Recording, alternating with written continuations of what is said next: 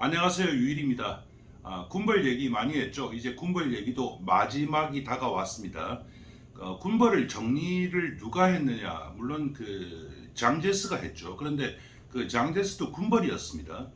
그 당시 중국에서 군벌을 정리해야 한다라는 그 정도는 누구나 알고 있었습니다. 그리고 군벌이 아니었더라면 서양 세력과 일본이 그렇게 쉽게 중국을 유린하지도 못했을 겁니다.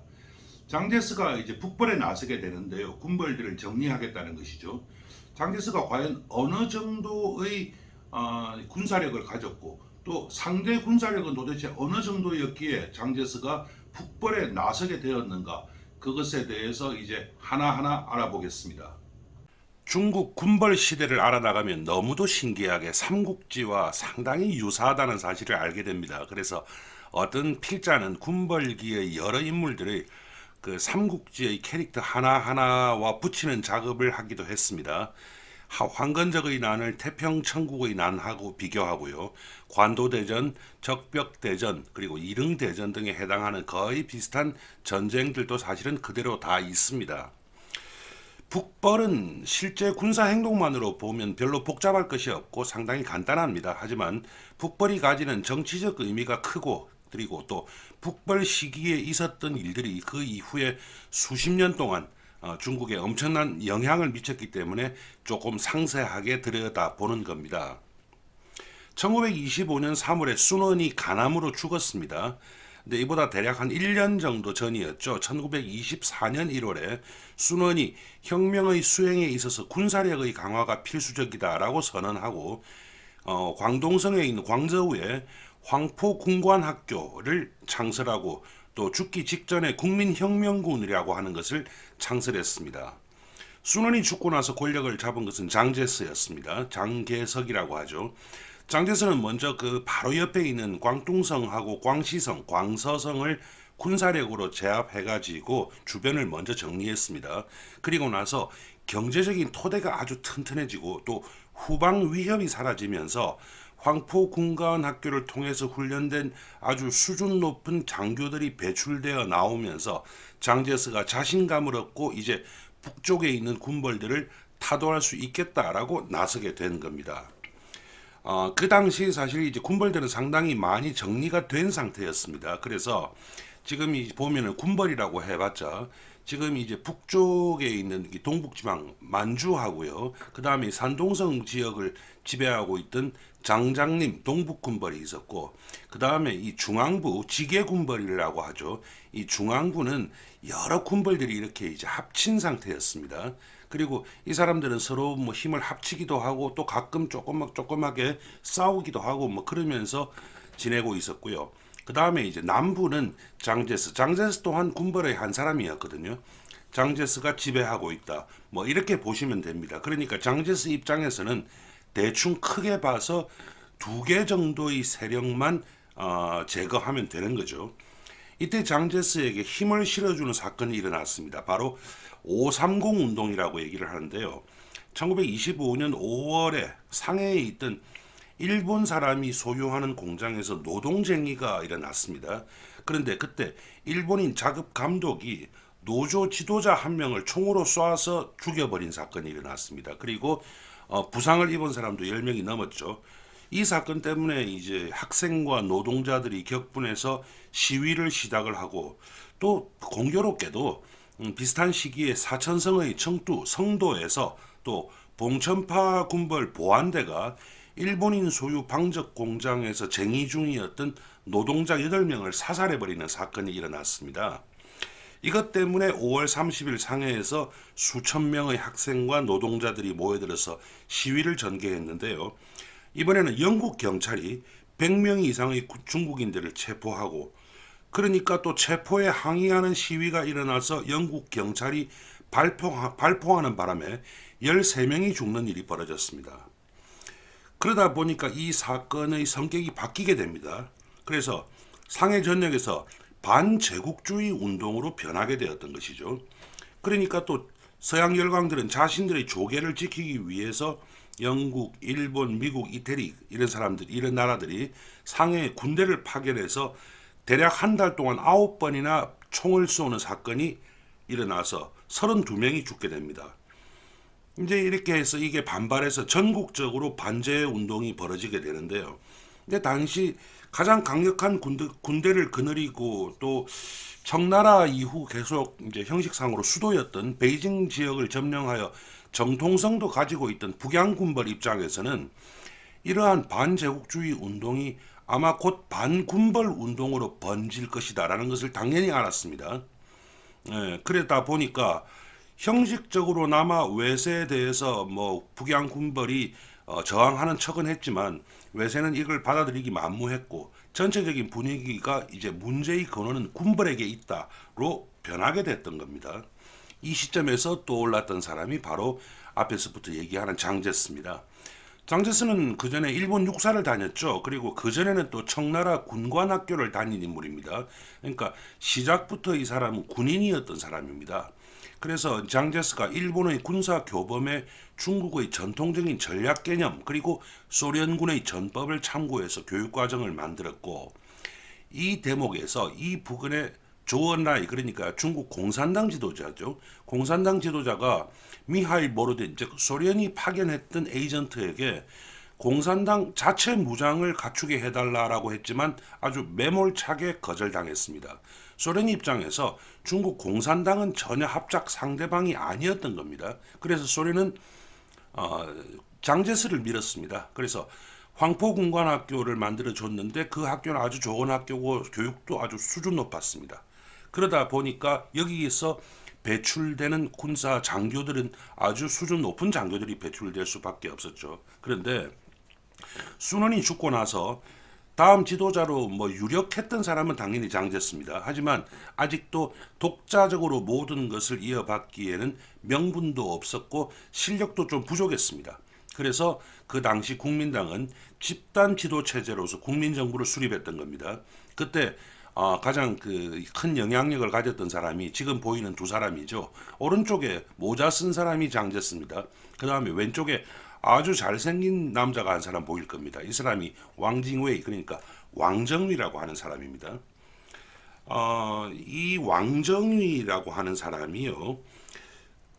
시작부터 끝까지 이 사람은 제일 처음에 공산당과 협력하자 그리고 소련과 연계하자라고 했습니다. 원래 이 사람은 제일 처음에는 아나키즘적인 성향을 가지고 있었던 사람이거든요. 그러다가 왕정이가 한동안 이제 완전히 실각해서 모습을 드러내지 않고 잠적하게 되는데 그리고 나서 다시 나타난 것은 재미있게도 일본의 앞잡이로서 나타나게 되는 겁니다. 내막을 잘 알아보면 우리나라 1980년대 운동권 리더들이 교도소 다녀온 다음에 입장을 완전히 바꿔버리는 것 그거하고 상당히 유사합니다. 물론 왕정이 부인도 문제가 좀 되기는 했습니다. 그래서 어쨌든 장제스는 소련으로부터는 원조를 바탕으로 군관들을 많이 길렀고 그 군관들이 이끄는 군대를 자기의 군대로 갖추었던 겁니다. 1927년 7월 1일이죠. 장제스가 이제 이런저런 얘기를 하면서 북벌을 시작했습니다. 그리고 국민당 중앙위원회는 이제 장제스 한 사람을 위해서 존재하는 조직이었기 때문에 당을 제외하고 민사, 군사, 그리고 사조직, 공조직을 모두 아우르는 모든 통제권을 장제스에게 양도했습니다. 당시 판도를 본다면 장제스가 소탕해야 할 군벌들이 가진 병력은 대략 한 75만 정도였습니다. 그런데 장제스의 군대에는 총 8개의 군으로 구성되어 있는데 자신의 직할 부대인 1군이 가장 정예군이었고 병력이 1군이 대략 한 2만 명 정도에 불과했습니다. 나머지 7개의 군은 장제스와 손을 잡은 군벌들의 군대입니다. 그러니까 다 합치면 한 15만 명 정도가 되지만 실제로 출동이 가능한 수준의 병력은 6만 5천 명 정도에 불과했습니다. 싸워야 할 대상은 75만 정도인데 6만 5천 명 정도로 시작을 하는 겁니다. 열세죠. 하지만 이렇게 시작을 할 수 있었던 데는 장제스 나름대로 믿는 구석이 있었습니다. 우리는 그 북벌이라고 하니까 헐리우드 영화에 나오는 것처럼 치열한 전쟁이 아주 거대한 중국 남쪽에서 북쪽까지 계속되었다라고 생각하기 쉽지만 사실은 많이 달랐습니다. 실제로 뭐 총소리나 대포 소리가 격렬했던 전투보다는 알아서 항복하고 알아서 협상하는 경우가 대부분이었습니다. 실제적으로 우리가 따지고 보면 우리가 뭐 재밌게 읽는 삼국지 같은 경우에도 실제로 엄청난 전쟁 장면은 그다지 많지 않지 않습니까? 그래서 장제스의 북벌군은 아주 순조롭게 북진을 했는데 그 북진 경로는 주로 중부 중국을 향한 것이었습니다. 동부로 가려면 상해 부근을 통과해야 하거든요. 근데 그쪽에는 서양 여러 나라 이권이 많이 걸려 있었기 때문에 건드리기 힘들었던 이유가 있습니다. 그리고 또 똑같은 이유 때문에 군벌들도 되게 중부에 많이 있었거든요. 7월 1일 날 시작을 했는데 뭐 호남성에 있는 장사까지 점령하는데 열흘밖에 안 걸렸습니다. 그리고 9월 초에는 항코우, 지금 우한이죠. 거기를 점령하고 뭐 그렇게 하면서 군벌들이 하나하나 이제 다 없어지기 시작했습니다. 북벌군이 이렇게 엄청난 속도로 진격할 수 있었던 요인은 물론 여러 가지가 있는데 우선 군벌이라고 하는 세력이 워낙 약했습니다. 사실 이 사람들은 총을 가졌기 때문에 조용히 농사 짓고 살아가는 농민들에게나 뭐 힘을 좀 쓸 수 있었을 따름이지 그냥 동네 그 불황배들에다가 어중이 떠중이까지 합쳐놓은 것들이 많았기 때문에 남쪽에서 군대가 올라온다는 소문만 듣고 도망쳐버리는 경우도 많았습니다. 그리고 군벌 내부도 또 분열을 막 했던 것이죠. 군벌이라고 하는 게 어차피 철저한 명령 계통에 따라서 움직이는 것이 아니었거든요. 민중의 협조도 한몫을 했습니다. 민중들이 길 안내 또 물자 수송 등에 아주 적극적으로 협력을 했고 북벌군이 도착하기도 전에 그 지역 군벌들을 몰아내버린 경우도 많았습니다. 군벌을 몰아낸 것은 완료를 했는데 아직 북벌군이 도착을 안 한 경우가 있었겠죠. 그런 경우에는 자기들끼리 협회를 만들고 무장한 규찰대를 결성해서 치안을 담당하기도 했습니다. 마오쩌둥도 그중 한 사람이었습니다. 군벌들 중에서 집단으로 혹은 또 개인으로 투항한 경우가 많았습니다. 장제스는 다 받아줬습니다. 그러다 보니까 장제스가 직접 지휘하던 제1군, 직할군이죠. 시작 단계에서는 2만 정도였는데요. 조금 있다가 중간에 한 20만 명까지 늘어나게 되어버렸습니다. 그리고 나서 중간중간에 뭐 많은 일들이 있었습니다. 그냥 항복하고 들어온 군벌들은 자기 지분을 당연히 요구했을 것이고 또 그걸 다 들어줄 수도 없어가지고 또 잠시 싸우기도 하고 뭐 반목도 하고 뭐 이랬는데 어쨌든 4월 4일에 이제 다시 연합군이 만들어졌습니다. 연합군이라고 해봤자 예전에는 그냥 북벌을 시작할 때는 적군이었죠. 그러다가 이 사람들이 투항하면서 연합군이 만들어졌거든요. 어차피 이때 남은 군벌이는 장쩌린의 봉천파, 봉천군벌, 뭐 그리고 그 외 몇 개 군벌밖에 없고 이 사람들이 이미 전의를 상실한 상태였거든요. 근데 여기서 아주 중요한 일이 벌어집니다. 북벌군이 빠른 속도로 북진하고 이대로 가면 중국이 하나가 될 것이 거의 명백해 보이니까 일본이 개입을 한 겁니다. 일본이 이제 거류민 보호를 한다라는 명목으로 4월 20일이었죠. 일본 육군 제6사단입니다. 6사단을 산동성 수도인 진안, 제남에 투입을 했습니다. 북벌연합군이 5월 1일 제남에 입성을 해가지고 5월 3일부터 대규모 시가전이 벌어졌습니다. 사실 북벌 기간 중에서 좀 전투 같은 전투는 이것 하나밖에 없었다고 해도 과언이 아닙니다. 이 사실을 들여다보면요, 일본군들이 중국 민간인들에 대한 잔혹 행위가 훨씬 극심했습니다만은 어쨌든 그 과정에서 일본 사람들이 몇 명 죽었습니다. 일본 측 기록에 의하면 11명이 죽었다고 나와 있는데요. 이걸 일본은 빌미로 삼았던 거죠. 그러면서 병력을 증파했던 겁니다. 결과는 뭐 당연히 무기나 훈련이나 모든 것이 우세한 일본군이 승리했고, 그래서 북벌군은 산동성에서는 퇴각할 수밖에 없었던 겁니다. 그러면서도 또 군벌들을 정리하는 작업은 계속됐는데 이때 이제 마지막 남은 적이 동북군벌이었던 장쩌린뿐이었습니다. 그런데 장쩌린을 어떻게 하려고 하는데 일본이 군대를 파견해서 회방을 놓기 시작했던 거죠. 그렇기 때문에 장쩌린은 죽기 직전까지 몰렸다가 살아날 기회가 주어졌습니다. 그러면 여기까지는 장쩌린 입장에서 일본이 고마운 세력이 되는 겁니다. 그래서 1928년 5월에 장쩌린이 장제스에게 정전을 제안하면서 국내 정치 문제에 대해서는 국민의 여론을 따르겠다라고 아주 애매한 말을 했습니다.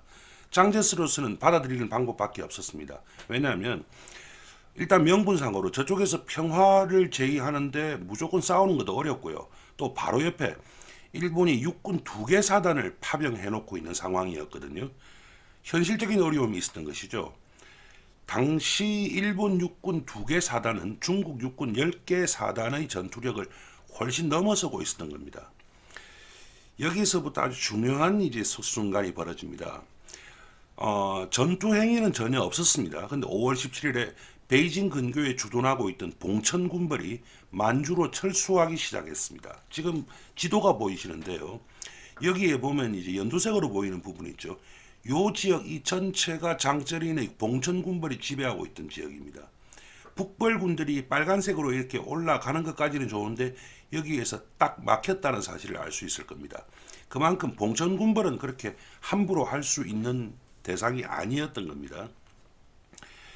봉천 군벌이 왜 만주로 철수하기 시작을 했는가에 대해서 일본이 국민당 정부, 자 여기서 국민당 정부는 장제스가 아니고 장제스가 포함된 국민당 정부입니다.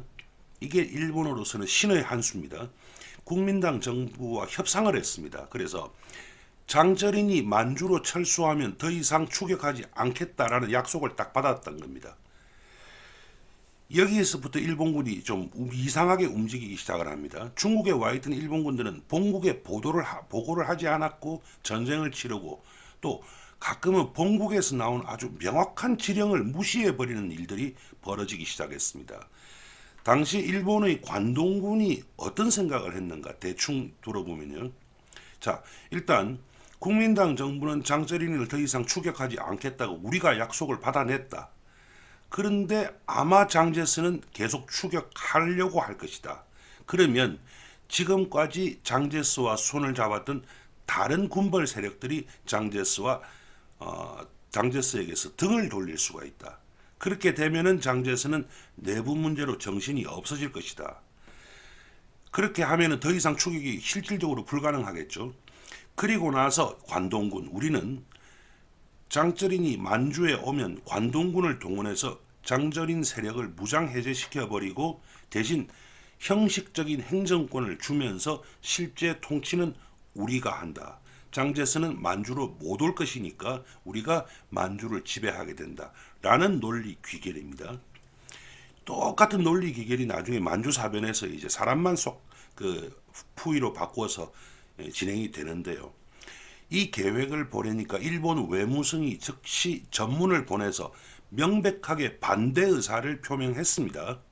그렇지만 외무성에서 계획을 거부했다고 관동군이 그냥 있을 리는 없었죠.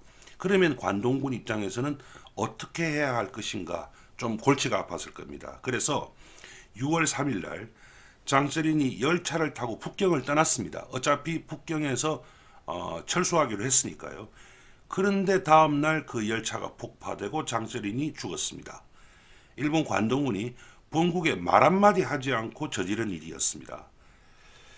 장쩌린이 사망을 했을 때 일본 총영사는 이게 암살 계획을 몰랐으니까 어떻게 됐는지 알 수가 없었습니다. 그래서 본국에다가 전보를 보냈는데 이 죽음 때문에 일본 국민을 보호해야 할 특별한 행동은 필요 없다라고까지 했습니다.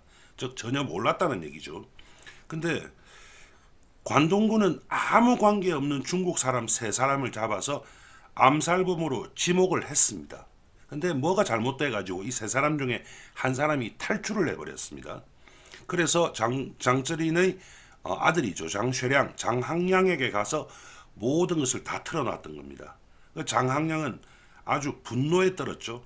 하지만 그렇다고 해서 일본 상대로 갑자기 뭘 어떻게 할 수도 없었습니다. 이때까지만 해도 일본은 그래도 정상이었던가 봅니다. 그래서 당시 수상이 그 3사람에 대해서, 즉 진짜 암살범인지 아닌지 알 수는 없지만 암살범으로 지목되었던 3사람에 대해서 군사법정을 열어서 재판에 붙여야 된다라고 했는데 관동군이 지금 무슨 소리를 하고 있느냐, 그냥 죽여버려야지라고 하면서 그냥 정말 죽여버렸습니다. 재판을 열면 뭐 증거가 제시가 돼야 되고 이 사람이 입을 막을 수가 없지 않습니까? 그래서 그냥 죽여버렸습니다. 그리고 나서 일본군이 장쇠량, 그러니까 죽은 장쩌린의 아들이죠, 장쇠량을 협박했습니다. 협정 문서를 내놓으면서 서명을 강요했는데 그 서명 내용이 뭐냐면 남경에 있는 국민당 정부와 협력하지 않는다. 그리고 국민당을 막기 위해서는 뭐든지 다 한다. 그러면 일본이 안전을 보장한다라는 내용이었습니다. 장쇠량은 분노해서 독서를 퍼부었고 일본인 통역이 통역을 거부하고 나가버렸습니다. 그래서 장쇠량은 분노해가지고 장제스에게 제안을 보내고 나서, 즉 힘을 합치자라는 제안을 보내고 나서 바로 그 다음날 전 만주에 있는 깃발이 원래 동북 그 군벌의 깃발이었거든요. 그 깃발이 국민당 깃발로 싹 다 바뀌게 됩니다. 이것이 바로 동북 역치라고 하는 겁니다. 우리가 왜 기치를 높이 올리자 하지 않습니까? 그때 말하는 그 치입니다. 동북 역치입니다. 일본 입장에서는 황당했겠죠. 그래서 일본이 장쇠량을 노골적으로 협박했지만 장쇠량은 이미 그 당시에 유럽 민족주의를 눈으로 본 상황이었습니다. 그래서 민족주의적 경향이 아주 짙었습니다, 이 사람이. 그래서 일본에 회유당하지 않고 중국의 차라리 다른 군벌들과 힘을 합친 겁니다.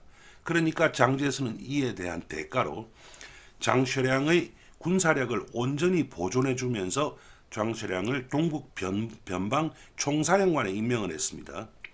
근데 장쇠량의 입장에 대해서는 나중에 서한사변을 제가 설명하면서 다시 상세하게 말씀드리겠습니다만은 원래 거기서 왕이나 다름없는 지위거든요. 그러다가 이제는 장제스의 지휘를 받는 휘하 장군이 돼버린 겁니다. 그러면서 이것이 나중에 서한사변의 시초로 진행되게 되는데요. 그것과 앞서서 북벌군은 6월 8일 날 전투도 한 번 없이 북경에 무혈입성했습니다. 그리고 12일에는 천진을 점령하고, 그리고 나서 장제스는 북경에 있는 손문의 무덤 앞에서, 순원의 무덤 앞에서 북벌의 완성을 선포했습니다. 그리고 지계성을 하북성이라는 이름으로 고쳤고 그 이름은 지금도 그대로 쓰이고 있습니다. 그리고 베이징, 북경은 북쪽의 평화라는 뜻으로 해서 북평이라고 이름을 고쳤습니다. 베이핑. 그래서 나중에 국공내전 때 뭐 핑진 전역이라고 할 때 그 핑이 바로 북평할 때 평자로 해서부터 오는 겁니다. 이렇게 해서 북벌은 일단 끝났습니다. 그리고 형식적이었지만 중국은 다시 통일되게 됐습니다. 이렇게 되니까 북벌을 완수한 장제스의 위상은 이제 뭐 하늘을 찔렀죠. 장제스는 북경에 집이 없었습니다. 그래서 장제스와 부인 송미령이죠. 우리나라 발음으로. 송메이링은 베이징 호텔, 지금도 그 자리에 그대로 있습니다. 그 명칭이 북경 반점이거든요. 에 거처를 마련했습니다. 이 호텔에서 장제스는 국가 원수의 자격으로 서방 외교관들을 만나고 미국도 드디어 장제스를 중국의 통치권자로 인정을 하게 되고 관세 협정도 장제스와 맺었습니다. 그리고 영국도 장제스를 중국의 통치권자로 인정을 했습니다. 왜 베이징 호텔에 방을 얻었느냐? 원래 이 숭메이링이라고 하는 그 장제스의 부인이죠. 이 사람은 일반적인 집에 살 수 있는 사람이 아닙니다. 지금 보이는 이 사진이 미국 뉴저지에 있는 숭메이링이 살던 집입니다. 최소한 이 정도는 돼야 살 수 있는 사람입니다. 그러다 보니까 웬만한 집에 살 수 있는 것이 아니고 그래서 일단은 호텔에 살았던 것이죠. 그런데 외형상으로는 통일이 되어 있지만 그 내면을 들여다보면 아직 그냥 군벌들의 연합체에 불과한 상황이었습니다. 당시 재정부장, 그러니까 지금 우리나라로 보면 기획재정부 장관이었던 송쯔원, 그러니까 송자문이라고 하는 사람이 있는데요. 이 사람이 이 송씨 그 자매의 그 집안의 아들입니다. 이 사람이 1929년에 이제 신문하고 인터뷰를 했는데 그 내용을 보면 장제스 정부가 세원을 파악한 지역이라고 하는 것이 기껏해야 뭐 강서성, 절강성, 안휘성, 강소성 그 네 군데밖에 없었고요. 그 중에서도 안휘성하고 또 강서성은 세금 징수는 하지만 돈이 중앙으로 오지 않았습니다. 그 지역 군벌들이 알아서 걷어가지고 알아서 사용하고 있었던 거죠. 그리고 국민당 내부에도 장제스 반대파가 엄청나게 많았거든요. 그래서 군벌을 없애기 위해서 북벌을 하기도 했지만 결과적으로 없어진 것은 지계군벌, 그러니까 옛날 북양군벌로부터 이어지는 지계군벌 하나밖에 없었습니다. 그래도 이것도 성과기는 한데 대신 또 다른 군벌들은 힘이 더 커지는 결과가 왔습니다. 그래서 어떤 영국 논문을 보니까 북벌군에 대해서 프랜차이즈라고 표현을 쓴 것을 봤습니다. 잠시 웃은 적이 있는데요. 제가 보기에는 정확한 표현 같습니다. 그냥 북벌군이라고 하는 브랜드만 공유하지 실제로 경영은 모두 따로 하는 형태에 불과한 것입니다. 그 논문에는요. 조금 더 적나라한 표현도 있습니다. 쉽게 얘기하면 같은 유니폼 입고 같은 브랜드 사용하는 프랜차이즈다라고 얘기를 했습니다. 하지만 지금도 중국에서는 이 북벌에 대해서는 대체적으로 긍정적으로 평가합니다. 나름 어느 정도 질서를 회복하고 중앙정부 형태를 갖추어 나가기 시작했다. 그것 때문인 것 같은데요. 북벌이 끝난 시점에 이미 군벌들의 이제 마지막 전쟁인 중원대전이 잉태되고 있었습니다. 북벌이 이름은 전쟁 같지만 사실 전투는 별로 많지 않았죠. 중원전쟁도 비슷합니다. 말을 아주 멋있게 그 중원전쟁 또는 중원대전이라고 해서 중국 역사상 아마 가장 멋진 이름을 붙이고 있는데 실제로 피가 튀는 전투는 몇 번 안 됐습니다. 중원전투 기껏해야 한 6개월 갔는데요. 중원전쟁. 북벌하고 중원전쟁을 꼭 분리해야 하는 것은 아닙니다. 시기적으로 아주 가까운데요. 군사 이동 방향이 조금 달랐습니다. 이게 이제 무슨 얘기냐면요. 전쟁의 그 다음 정리에 해당하는 얘기인데요. 모든 전쟁은 끝나고 나면 군인의 처리 문제가 생깁니다. 카르타고하고 포에니 전쟁에서 이기던 로마가 그랬고 또 일본을 통일한 도요토미 히데요시가 놀고 있는 군인들 때문에 조선을 침략했죠. 그리고 2차 대전에서 국가를 위해서 싸웠던 흑인 군인들이 고향에 돌아와서 차별이 심해서 60년대 민권 운동을 일으켰죠. 또 이제 한국 전쟁 이후에 우리나라도 제대 군인들이 일자리를 마련해 주지 못해서 불만이 폭발했던 것입니다. 그렇게 보면 우리나라 그래도 월남에 갔다 돌아온 새까만 김상사는 운이 좋았던 겁니다. 중국 입장에서도 똑같은 일이 벌어졌습니다. 북벌이라는 것이 말은 아주 멋있습니다. 하지만 실제로는 군벌들 몇 갈래가 모여가지고 나머지 군벌들을 없애버린 사건 이상도 이하도 아니었거든요. 그러니까 살아남은 군벌들은 이제 늘어난 군대를 어떻게도 하지 못하는 상황이 벌어졌습니다. 당시 장제스의 통치 아래에 있던 정부의 연간 수입이 세입이 대략 한 4억 5천만 위안, 4억 5천만 원 정도였는데 이 중 한 1억 정도가 외채 상환에 쓰여졌습니다. 그리고 남는 돈이 그러면 3억 5천만 원 정도 되죠. 이 중에서 군대 유지비만 3억 원이 들어갔습니다. 그러니까 실제로 행정에 쓸 수 있는 돈은 불과 한 5천만 원밖에 안 되는 형편이 벌어진 겁니다. 이 문제는 다른 군벌들도 다 똑같습니다. 그래서 군대를 줄여야 하는 방법밖에 없습니다. 그런데 어떤 군벌은 줄이고 또 어떤 군벌은 현상을 유지한다면 또 균형이 안 맞게 되죠. 그래서 회의를 열었습니다. 이 회의가 바로 편견회의라는 이름의 회의였는데요. 1929년 1월에 장제스가 주재해서 개최됐습니다. 지금 이 사진이 그 당시 편견회의에 참석했던 군벌들의 사진입니다. 이 회의에서 제일 중요한 것은 아무래도 군대의 유지 및 운영과 관련한 겁니다. 그래서 몇 가지 중요한 사항이 결정되었는데요. 북벌 전쟁이 딱 끝났을 때 북벌군, 즉 국민혁명군의 규모가 무려 84개군 300개 이상의 사단이었습니다. 군인 수가 220만 명이 넘었습니다. 근데 이거 말고도 동북에 온존하고 있던 장항량의 동북군이 30만이 넘었고요. 또 운남성, 사천성, 섬서성, 감숙성 등 변방에 또 다 합쳐서 몇십만의 군대가 있었던 거거든요. 그러니까 그 당시에 중국 전체 군대가 300만이 넘었던 겁니다. 그래서 회의 결과 주요하게 결정된 것이 3개입니다. 근데 그 중에서 2개가 중요한 게 첫 번째가 육군 병력은 어떤 식으로든 모두 합쳐서 절대 80만 이하로 한다. 그 다음에 군비가 국가 총수입의 40%를 초과하지 않는다라고 결정했던 겁니다. 기껏 줄인다고 선언한 게 80만 정도인 거 보니까 아직 갈 길이 멀어 보이긴 하는데요. 하지만 이 결정조차도 회의에 참석하지 못했던 다른 군벌들은 반발했습니다. 결의에 따라서 자기가 군대를 줄이는 순간 다른 군벌들이 먹잇감이 될 것이 뻔했거든요. 그러니까 줄일 생각이 전혀 없었던 것이죠. 그렇게 해서 군벌들을 없애겠다고 시작한 북벌이 완전히 끝나니까 다시 또 똑같은 군벌들의 전쟁이 시작되게 됩니다. 그리고 이 사이에 일본은 만주에 대한 지배권을 완전히 공고히 하고 있었던 것이죠. 그 중에서 펑위상이라고 하는 사람이 있습니다. 풍옥상. 이 사람이 아주 거대한 군벌이었는데 지게 군벌이었죠. 이 사람이 완전히 세력을 일자 중간중간에 있던 군소 군벌들이 또 들고 일어나기 했습니다. 그래서 이걸 장제스는 계속 이럭저럭 막아 나갔습니다. 겨우겨우 일어나갔는데 이번에는 마지막 남은 대규모 군벌 둘 중에 하나인 연시산, 염석산이 들고 일어났습니다.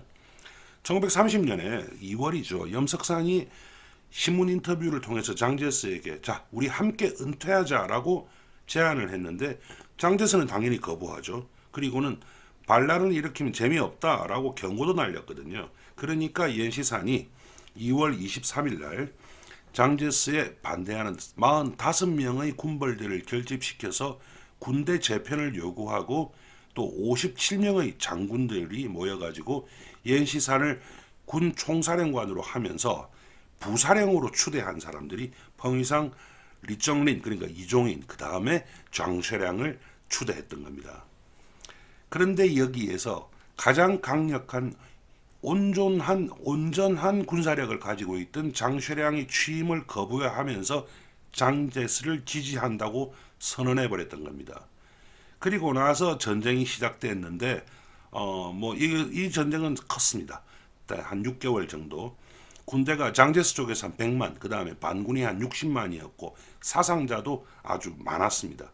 하지만 장제스가 이겼죠. 이것으로 군벌들이 마지막 전쟁이었던 중원대전이 모두 끝나게 됩니다. 그런데 여기서 하나 주목해야 할 것이 있습니다. 장제스라는 군벌이 아무리 컸다고 하더라도 모두가 장제스에게 반대해서 뭉쳤더라면 이기기가 힘들었겠죠. 하지만 장제스가 이겼습니다. 내용을 잘 들여다보면 실제로 장쇠량이 거의 언제나 장제스를 도왔다는 사실을 알 수 있습니다.